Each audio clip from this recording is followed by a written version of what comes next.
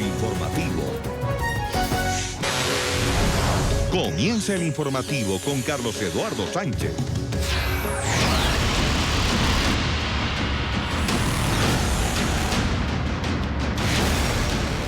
Máxima atención en Bolivia. Unidades de la policía en Cochabamba, Sucre y Santa Cruz se declararon en motín. Los uniformados expresan así su apoyo a los ciudadanos que desde hace 3 semanas exigen respeto a la democracia tras los comicios presidenciales del pasado 20 de octubre. Uniformados en La Paz, sede de gobierno, abandonaron hoy sus puestos en los cordones de seguridad de la Casa Presidencial y se replegaron a sus cuarteles. Evo Morales insiste en su victoria en primera vuelta, mientras la oposición denuncia fraude y reclama además nuevos comicios. Evo Morales enfrenta la peor crisis en 13 años de gobierno. Las movilizaciones y la tensión en el país tras las elecciones del 20 de octubre tienen al mandatario indígena contra la pared. Tras días de críticas a la policía por su falta de acción frente a lo ocurrido, los uniformados tomaron una decisión. En mi calidad de presidente de la Asociación de Suboficiales, Sargentos, Cabos y Policías de la Guarnición Policial de Santa Cruz, quiero declarar públicamente motín policial.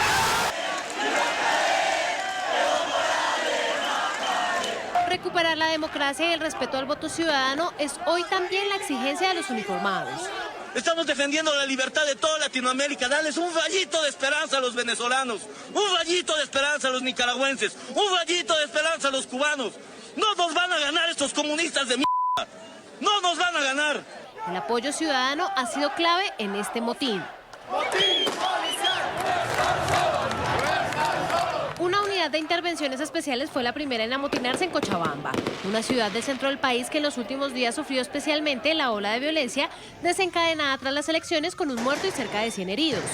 Uniformados en Sucre, la capital constitucional del país, y Santa Cruz, la mayor ciudad boliviana, también se unieron al motín. Estamos arraigados al pueblo y el pueblo está arraigado con nosotros. Somos del pueblo y para el pueblo. Gracias, gracias. Vigilias de agradecimiento se vieron en varios cuarteles durante toda la noche. La atención hoy se concentra en La Paz, donde los policías que custodian el Palacio Presidencial se replegaron. Los cordones de seguridad en la Casa Grande del Pueblo se minimizaron, mientras que los uniformados regresaron a los cuarteles. Señor de la prensa, no es motín, es despliegue policial. Porque nosotros como subalternos nunca hemos sido oídos por el gobierno. Nunca escuchado nuestras peticiones. ¿Y hasta qué hora van a esperar? ¿Hasta qué hora van a esperar? Estamos esperando una nueva orden de nuestros superiores. Por ahora se desconoce el número de policías amotinados y el alcance de la rebelión, que estalló cuando se cumplen 17 días de protestas contra la polémica reelección de Morales. Y a través de su cuenta en Twitter, el presidente Evo Morales denunció lo que llamó un golpe en marcha. El mandatario sostuvo en las últimas horas una reunión de emergencia con varios de sus ministros y el comandante en jefe de las Fuerzas Armadas tras los motines policiales. Hermanas y hermanos, nuestra democracia está en riesgo por el golpe de Estado que han puesto en marcha grupos violentos que atentan contra el orden constitucional. Denunciamos ante la comunidad internacional este atentado contra el Estado de Derecho. Y tras estas reuniones de emergencia, el gobierno de Evo Morales aseguró que no tiene previsto movilizar a las Fuerzas Armadas. El ministro de Defensa, Javier Zabaleta, declaró a los medios de comunicación en La Paz que Morales dio la orden para que los militares no salgan a las calles. Zabaleta confió en que el comandante general de la Policía Boliviana haga reflexionar a los uniformados amotinados. El ministro de Defensa pidió calma para no generar caos en el país. En la tarde de NTN 24, Luis Fernando Camacho, dirigente opositor y presidente del Comité Cívico Pro Santa Cruz, aseguró que insistirá en entregar la carta que exige la renuncia de Evo Morales personalmente. Camacho aseguró que los bolivianos permanecerán en las calles hasta que el presidente respete la democracia y el voto del pueblo. Señor Camacho, Morales ha sido clarísimo, no voy a renunciar. ¿Y entonces? Siempre lo ha hecho, por eso le digo, si quiere decir que estamos en una posición radical y que no va a renunciar, ok, olvidémonos de la palabra, sabemos que no la tiene, sabemos que no está cumpliendo con su compromiso de los muertos, que si tendría renunciaría, perfecto. Sentémonos a una mesa de diálogo y hablemos de principios democráticos y de segunda vuelta, con sus sectores y con todo, clarito, con los actores, con un nuevo tribunal electoral, con un nuevo padrón electoral, con un escenario distinto para los bolivianos, que cumpla su mandato y que no se vaya, mejor dicho, que no renuncie, pero que se vaya cuando corresponde irse y que no se va a postular. La empresa contratada por el Tribunal Supremo Electoral ha entregado un informe que afirma que no puede dar fe de la integridad de los resultados. El candidato Carlos Mesa exige nuevas elecciones. ¿Cómo compaginar el pedido de Mesa a unas nuevas elecciones, mientras que el de ustedes es la renuncia de Evo Morales? Por eso les digo, nosotros tenemos dos pedidos. El democrático, en virtud al fraude que ha habido, que hay un nuevo proceso eleccionario. Perfecto. ¿Cuál es la diferencia del pedido del señor Mesa y nuestro pedido? Nuevas elecciones sin el señor Evo Morales. Eso es lo que hemos pedido. Un nuevo tribunal y un nuevo padrón electoral. El señor Mesa quiere un nuevo proceso, pero habilita al señor Morales. Entonces lo que queremos es respetar el voto del pueblo y tener un escenario claro. Podemos incluso hablar de su renuncia para poder ceder siempre y cuando se den las condiciones, las garantías y la voluntad política de que se va a cumplir el voto del pueblo. Ahora, hasta hoy, señor Camacho, la violencia deja 3 muertos en Bolivia, 346 heridos, 220 detenidos. ¿Hasta dónde puede incrementarse esta espiral de violencia? Hasta que el presidente Morales muestre la voluntad política de pacificar el país y escuchar al pueblo boliviano. Y no porque lo diga yo, porque está el pueblo movilizado, unos por defender al presidente Morales, buscar el poder, que es su estructura, y el pueblo boliviano que quiere que se respete el voto, que quiere una democracia distinta, que quiere que se evite la confrontación, un gobierno que amenaza de frente al pueblo boliviano, que intimida. Eso es lo que queremos. Tenemos un gobierno que ya no tiene coherencia en su discurso y están desesperados porque tiene un pueblo unido. Eso es lo que pasa. Saludamos a esta hora en Bolivia a Carlos Toranzo, analista político. Señor Toranzo, una muy buena tarde. Bienvenido al informativo de NTN 24. Un saludo, buenas tardes. Es un gusto, bienvenido. Lo primero, ¿qué significa o qué significado podría tener este alzamiento policial, sobre todo en este momento de tensión que vive el país? Hay miles de bolivianos en varias regiones del país exigiendo la renuncia del presidente o por lo menos que se realicen nuevas elecciones. Hay una tradición histórica en los policías. En 1952, para la revolución, se levantaron contra el Estado constituido. En 2001 se enfrentaron a los militares. Hoy repiten esa historia. Este motín es por varias causas. Contra sus jerarquías que han medrado durante el gobierno de Morales, por la asimetría que hay entre policías y fuerzas armadas, porque la policía es discriminada salarialmente en condiciones de vida respecto de los militares, y han entendido los militares, los policías, que no pueden defender a un régimen que esté en la línea de Cuba, de Nicaragua y de Venezuela. El trasfondo político es que no quieren defender a un gobierno que lo sienten autoritario. Los cánticos, los estribillos, todo lo que plantean los militares es que Evo Morales se vaya por ser un gobierno autoritario cercano a la dictadura. No sabemos cómo se resolverá esto, pero lo importante es que ante el motín en los 9 departamentos, la gente está protegiendo a los policías y la gente ha salido a hacer vigilias absolutamente en todos los cuarteles para evitar que los militares salgan a reprimir a la policía. Nunca se había visto millones de personas en Bolivia con banderas del país defendiendo la democracia y pidiendo que Morales se vaya. La salida pasa por un acto de grandeza del presidente que o que renuncie o que llame a nuevas elecciones con tribunales electorales totalmente independientes. Esté en su mano pasar a la historia como alguien que tuvo la capacidad de oír a la gente movilizada o pasar como un tirano. ¿Qué se puede esperar de las Fuerzas Armadas? Usted dice que en alguna oportunidad de la historia de Bolivia se enfrentaron policías y Fuerza Armada. La Fuerza Armada, en esta ocasión, donde usted lo dice, hay millones de bolivianos exigiendo la renuncia del presidente Evo Morales. ¿Qué podríamos esperar? Ha dicho el ministro de Defensa que llama a la calma precisamente para que no haya caos en el país. ¿La Fuerza Armada podría reflexionar sobre este mensaje que envían los bolivianos desde las calles? Para salir a las calles, ahora, a diferencia del pasado, los militares requieren una orden escrita del presidente. Si no hay esa orden escrita, no salen.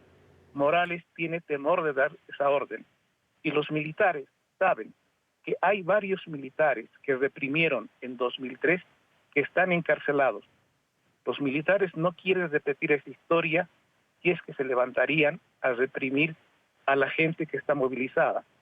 Dentro de los militares, una cosa son las jerarquías que han medrado prebendalmente con el gobierno de Morales y otra cosa son los sargentos, cabos, mandos medios que no están con sus líderes. Si sigue la presión social, es probable que también que haya fricciones dentro de las Fuerzas Armadas. Pueden darse cuenta y leer la calle y saber que saldrían a reprimir, pero no serían legítimos.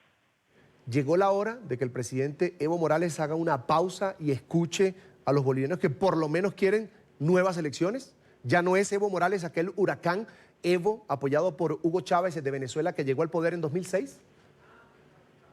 Pero hay que recordar que el huracán tiene la inteligencia cubana manejando la represión. La inteligencia cubana está hace años diseñando la política. Evo Morales habla de soberanía, pero son los cubanos quienes definen la política. Pero la diferencia de Bolivia con Venezuela es que los bolivianos tienen tradición de no huir de su país, dar el pecho y la cara. 10 años los jóvenes han estado dormidos, adormecidos, y hoy la gente que se moviliza es de jóvenes, los millennials, los centennials, mujeres, vecinos, todos movilizados. Debiese oír que ha llegado su hora. Esperemos que lo haga. Bien, vamos a agradecer a Carlos Toranzo, es analista político, nos acompañó a esta hora desde Bolivia. Que todo salga bien, una muy buena tarde. Gracias por atendernos. Gracias, muy gentil. Hasta luego. Hasta pronto. Avanzamos. La dirigente venezolana María Corina Machado emitió un mensaje a los bolivianos. Indicó que la lucha que han mantenido trasciende las fronteras y que repercute además en las diferentes ciudades del hemisferio. Es una lucha que va a definir cómo será la vida de millones de bolivianos que aún no han nacido. Esa es la importancia existencial de lo que hoy ocurre en Bolivia y que tiene obviamente sus expresiones a esta misma hora en todo el hemisferio. Ustedes han demostrado firmes, decididos, cohesionados, que esta lucha existencial no debe y no puede tener vuelta atrás, que es inadmisible hacer concesiones con un régimen dictatorial que se ha aliado con mafias criminales del mundo para imponer el totalitarismo en Bolivia y en todas las Américas.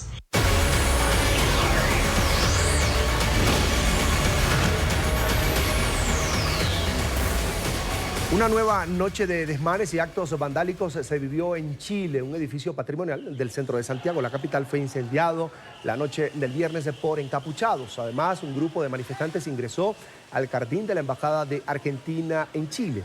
En la nación se cumplen 3 semanas de protestas contra el gobierno del presidente Sebastián Piñera.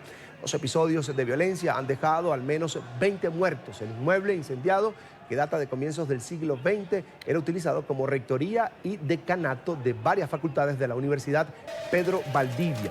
El cuerpo de carabineros detuvo a 3 sospechosos de provocar el fuego que se propagó rápidamente entre el segundo y el tercer piso de este inmueble. El rector de la Universidad Pedro de Valdivia, Rafael Rosell, dijo que el ataque generó un daño muy grande a la comunidad. Estoy en este minuto dentro de la universidad. Ustedes se dan cuenta el trabajo que está realizando bomberos, a quienes quiero agradecer por el esfuerzo que realizan en estos difíciles momentos, no solo para la universidad, sino que también para el país. La casona que se acaba de quemar es una casona de 1916, la casa Schneider, que era patrimonio nacional. quiero decirle a nuestra comunidad universitaria que estamos tranquilos y seguiremos trabajando fuertemente con nuestros estudiantes, quienes fueron hoy día vulnerados en su derecho a la educación. Seguiremos trabajando con nuestros colaboradores. Ya saben que somos la primera universidad de Chile en la cual fijamos un sueldo y salario ético de 500.000 pesos para nuestros colaboradores y a nuestros académicos que dan todo por el esfuerzo gigantesco que hacen día a día en las aulas con nuestros estudiantes.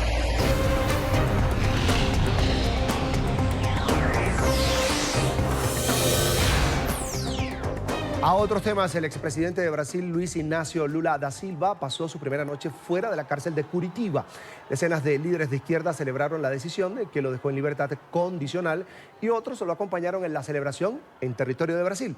El actual presidente Jair Bolsonaro cuestionó esta medida y afirmó que Lula, quien afirmó que le hará oposición, no está absuelto de sus delitos. Primera noche del expresidente de Brasil, Luis Ignacio Lula da Silva, en libertad condicional tras 19 meses encarcelado en Curitiba. El exmandatario, condenado a más de 8 años de prisión por corrupción y lavado de dinero, fue beneficiado por un fallo de la Suprema Corte de Brasil, que consideró inconstitucional que un penado comience a pagar su pena antes de que se haya agotado todas las instancias de apelación, como es el caso de Lula da Silva. El exmandatario celebró en redes sociales, afirmó que fueron 580 días de lucha y resistencia y recibió felicitaciones por parte de líderes mundiales de izquierda. Tras conocer que quedaría en libertad, el exmandatario reveló estas imágenes donde se ve entrenando como Rocky Balboa en un gimnasio. Se trata de un video motivacional que hizo Lula durante su tiempo en prisión. Las imágenes están acompañadas de la banda sonora de la saga El Ojo del Tigre.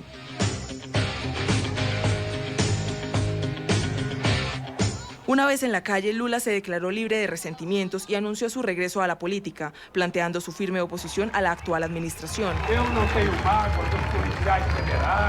No tengo dolor por la Policía Federal, no tengo dolor por los carceleros, no tengo resentimientos por nadie. Tengo el deseo de demostrar que este país puede ser mucho mejor cuando tiene un gobierno que no miente tanto en Twitter como lo hace Bolsonaro. Contrario al júbilo entre los simpatizantes del Partido de los Trabajadores, el actual presidente del país carioca, Jair Bolsonaro, criticó el beneficio que lo dejó en libertad y afirmó que esta condición es momentánea porque la culpa continúa vigente. Amantes de la libertad y del bien, somos mayoría. No podemos cometer errores sin norte ni mando. Hasta la mejor tropa dispara para todas partes, inclusive contra los amigos. No den munición al canalla, que momentáneamente está libre pero cargado de culpa. Se espera que hoy el exmandatario participe en un mitin con el Sindicato de los Metalúrgicos de San Bernardo del Campo, a las afueras de Sao Paulo, cuna de su carrera política y el lugar en el que se entregó a las autoridades el año pasado. La tarde de NTN 24 habló con Michael Shifter, es el presidente del Diálogo Interamericano y además profesor adjunto de Estudios Latinoamericanos en la Escuela de Servicio Exterior de la Universidad de Georgetown. Dijo que la liberación de Luis Ignacio Lula da Silva tendrá un importante efecto político en Brasil. Bueno, yo creo que la salida de Lula a la cárcel tiene un efecto político muy grande en Brasil.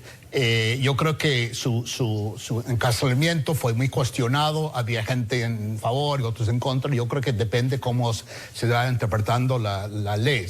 Pero lo que es significativo es que ahora el presidente Bolsonaro tiene un líder frente a un líder de la oposición, que es Lula da Silva, que de acuerdo a todas las encuestas antes de la elección, si hubiera sido permitido participar, hubiera ganado la elección contra Bolsonaro. Entonces, esto crea una situación muy polarizada ya. Esto podría generar también situaciones bastante complicadas porque ya la oposición ya tiene un líder en presidente Lula que seguramente va a estar muy metido en la política, va a jugar un papel muy en contra del gobierno de Jair Bolsonaro, y esto hasta ahora, que casi cumplimos un año del gobierno de Brasil, que no ha habido un líder de la oposición, y ahora Lula cambia esa dinámica.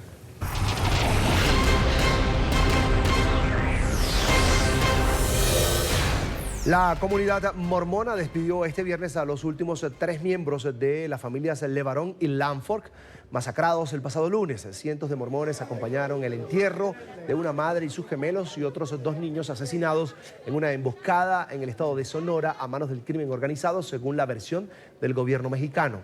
Flores y mensajes coloridos adornaron los ataúdes de los pequeños.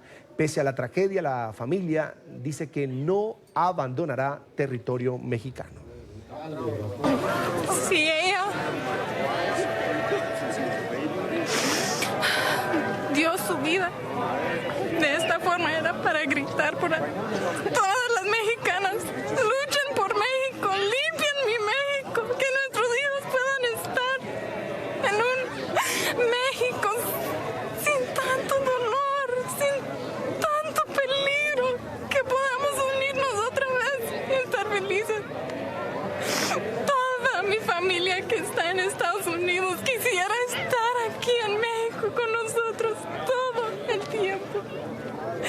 Tenemos un amor por México incondicional y ponemos nuestras vidas en peligro a cada momento y con todo lo que hacemos para poder vivir aquí, crecer nuestros hijos aquí en México.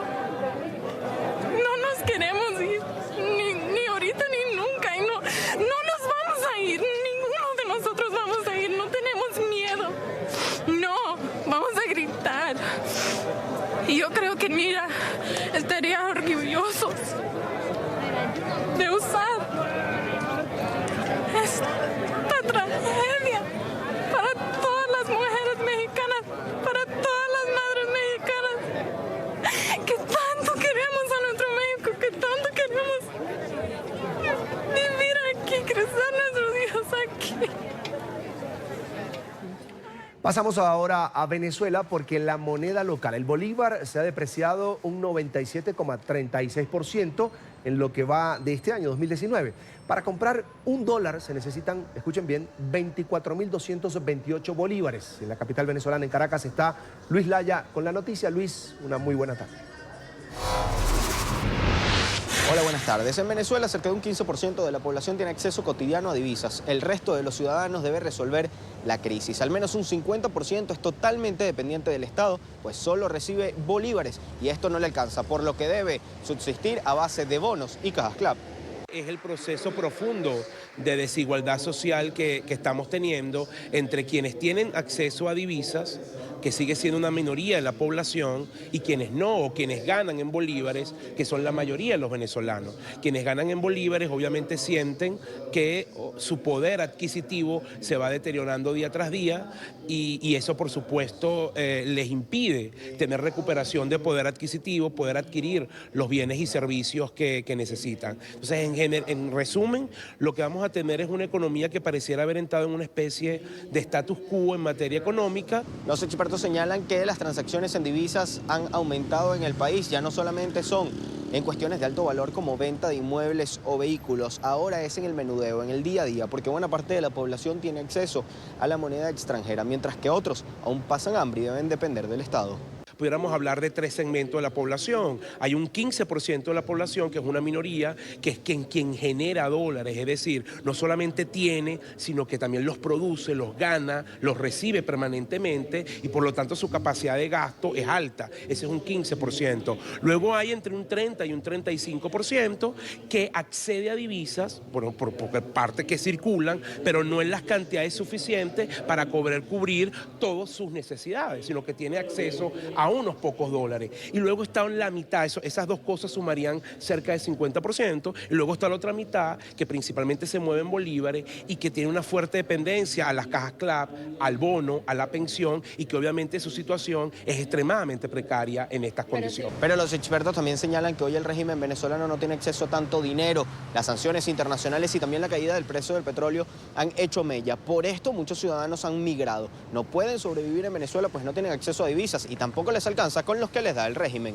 Y con ese nivel hiperinflacionario, pues obviamente la capacidad de compra de los ingresos de los venezolanos sufre tremendamente, se reduce en una forma muy intensa.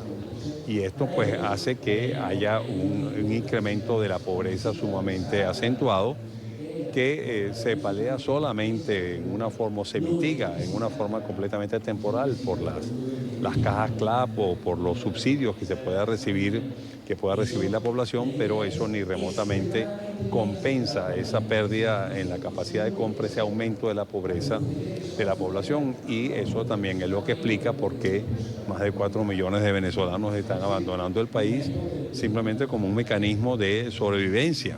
Como una salida a la crisis, los expertos señalan que el régimen de Nicolás Maduro ha comenzado a hacer ventas tanto de petróleo como de materiales preciosos como el oro a otros países en efectivo. Cerca de 400 millones de euros ya han sido percibidos por el Banco Central de Venezuela. Desde Caracas, Venezuela, para NTN 24, Luis Alejandro Alaya.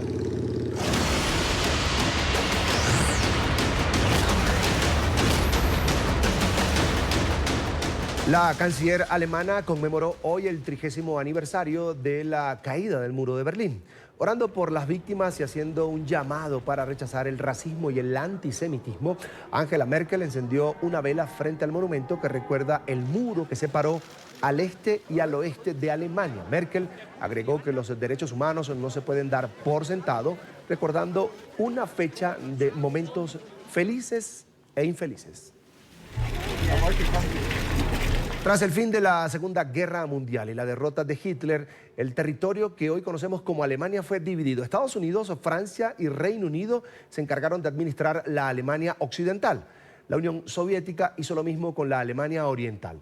Esta decisión fue el primer paso para la partición del territorio y posterior levantamiento del muro. El 8 de mayo de 1945, la Alemania nazi de Adolf Hitler firma su rendición. Termina la Segunda Guerra Mundial. 2 meses después, en Potsdam, oriente de Alemania, se reúnen quienes entonces eran los líderes más poderosos del mundo. Harry Truman, presidente de Estados Unidos, Joseph Stalin, líder de la Unión Soviética, y Winston Churchill, primer ministro del Reino Unido. Los mandatarios deciden el futuro de Alemania y cómo enfrentarán las secuelas del nazismo. Finalmente determinan que el país sería dividido entre los aliados. Estados Unidos, Francia y Reino Unido estarán a cargo de la parte occidental del país y la Unión Soviética de la región oriental. De esta manera se da el primer paso para una época de tensión que derivó en la construcción del muro de Berlín y que dividió a Europa entre capitalistas y comunistas. Los países de la guerra acordaron además mantener a Berlín como la sede de la administración, desde donde gobernarían las 4 naciones. Sin embargo, el acuerdo solo quedó en el papel. Tras reiterados e infructuosos intentos por establecer un modelo de gobierno consensuado, en 1948 se fundan la República Federal, correspondiente al lado occidente del país, y la República Democrática, correspondiente al lado oriental. Las deterioradas condiciones de vida en el lado soviético llevaron a que varios ciudadanos abandonaran la zona comunista, lo que alarmó a las autoridades del lado oriental, quienes decidieron militarizar y restringir el paso al sector occidental. El escape de ciudadanos no se redujo. El bloque soviético entró en desespero y tomó una radical decisión: el bloqueo definitivo del cruce fronterizo. Último minuto. NTN 24. Mucha atención, 1:37 de la tarde en Bolivia. Vamos a esta hora precisamente a este país. Allí lo tienen, el presidente Evo Morales se pronuncia. Hay un motín policial en varias regiones del país. Lo escuchamos. Hay grupos que están contra la democracia. Convoco a hacer una profunda reflexión. Es sencillo llevar a enfrentar, humillar. Yo sigo convencido. Seres humanos deben ser más humanos. Seres humanos deben ser más solidarios. Y las nuevas generaciones deben asumir una responsabilidad de defender la dignidad, la identidad y sobre todo estudiar, prepararse, organizarse para tener una política de humanidad. Evidentemente hay tantas luchas, y nuestras luchas sobre todo es por la igualdad, una lucha por nuestra identidad, por nuestra dignidad, y para eso deben ser humanos. También quiero decirles, hermanas y hermanos, esperamos esta convocatoria a los 4 partidos que hemos obtenido asambleístas para dar soluciones de manera pacífica y esperamos más tarde o en la noche sentarnos para poder buscar soluciones pacíficas mediante el diálogo. Muchas gracias.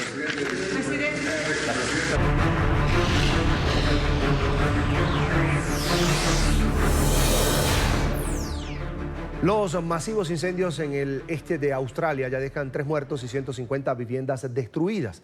Las llamas han obligado a miles de personas a abandonar sus hogares. 1.300 bomberos afrontaban grandes dificultades para extinguir el fuego por las altas temperaturas y los fuertes vientos. Según las autoridades, hay más de 100 incendios forestales activos, de los cuales 50 están fuera de control. El primer ministro australiano, Scott Morrison, dijo que el gran número de focos era increíblemente preocupante e instó además a los residentes a mantenerse a salvo y escuchar las recomendaciones de los servicios de emergencia. Los incendios que hemos visto particularmente en Nueva Gales del Sur y Queensland han sido absolutamente devastadores y terribles. Quiero agradecer a todos aquellos que han luchado tan valientemente contra las llamas. También quiero reconocer a todos los que los respaldan y los apoyan. Los bomberos en Nueva Gales del Sur compartieron este video grabado mientras se dirigían en un vehículo hacia los incendios forestales que han estado asolando esta región australiana.